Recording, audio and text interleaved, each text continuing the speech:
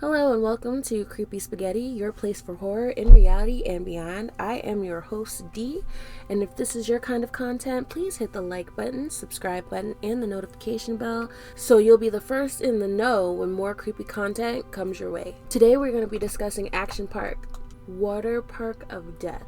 So let's get right into it. If these amusement grounds could talk, it would more than likely tell a haunted story. 6 deaths were attributed to some of the attractions at this amusement destination. Action Park was opened on May 26, 1976 by Eugene Melville, owner of Great American Recreation. The park, which is located on a ski resort called Vernon Valley or Great Gorge Ski, was set up as a means to bring in patrons during the summer. His philosophy was to allow park guests to control their own amusement experience. The park opened with just one 2,700-foot slide. In 1978, they added 2 more water slides and a go-kart track. Gradually, the park amassed a total of 75 rides, becoming a major destination for families and thrill seekers alike. But major destination or not, the park came with its own share of issues, including underage, undertrained, sometimes drunken staff and patrons, and rides that were not well designed. The park's safety record was so poor that it gained nicknames like Accident Park and Class Action Park. To make matters worse, state regulators did little to address the safety concerns the park was exhibiting. And as a result, 6 people lost their lives, and many more were injured. Today, we are going to be examining the attractions that contributed to the death of these thrill-seeking patrons. Let's start off with the Alpine Slide. So as we mentioned in the intro, it is 2,700 feet long, made of fiberglass, concrete, and asbestos, comprised of a small sled, 1 stick that was supposed to be the accelerator as well as the brake. And this ride resulted in at least 14 fractures and 26 head injuries, and that's just what was reported. On July 8th of 1980, David Larson Jr. fell 25 feet down an embankment and hit his head on a rock.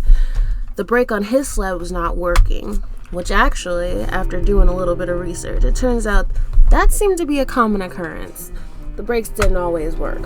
He died a week later of his injuries. Ride number 2, the Kayak Experience. This ride was meant to simulate whitewater rafting and use fans to create waves. On August 1st of 1982, a 27-year-old man by the name of Jeffrey Nathan tipped his kayak over. When he stood up to flip the boat back, he stepped on an exposed electrical wire. This caused a severe electric shock that induced cardiac arrest, and he died later that day of his injuries. While the park was cleared of negligence for this incident, the ride was closed and never reopened.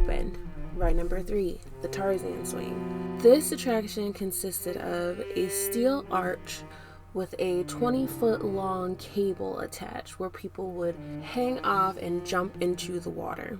In 1984, although the date is unknown and the victim is also unknown, it is said that a man had a heart attack after jumping into the water. It was reported to have been between 50 and 60 degrees. Most of the other rides in the park were pool water fed, so they were closer to 70 and 80 degrees, which is considered normal for swimming pools, but this attraction was actually spring fed, so it was much cooler.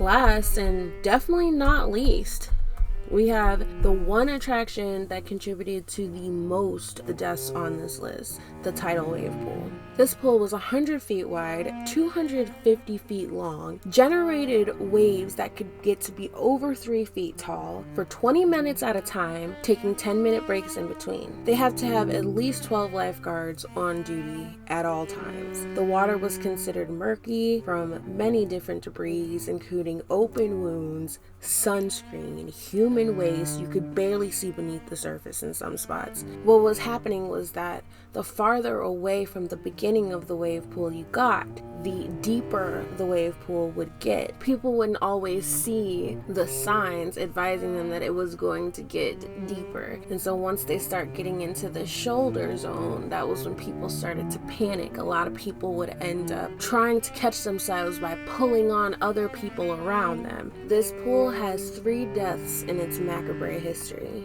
We've got George Lopez, who was a 15-year-old boy who died on July 24th of 1982.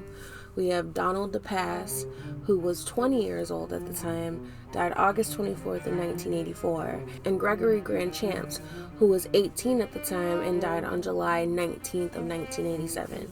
All three drowned. The tidal wave pool actually still stands in some capacity, although they have filled in the deeper end so that people are less likely to drown. Action Park is still there in some capacities. It was renovated and reopened in 1996 under a new name, Mountain Creek Water Park. The park is still open and underwent another closing and renovation, reopening in 2016. Let me know in the comments section below, would you try any of these attractions? Thank you for listening. I will see you again next week for another interesting video. Bye!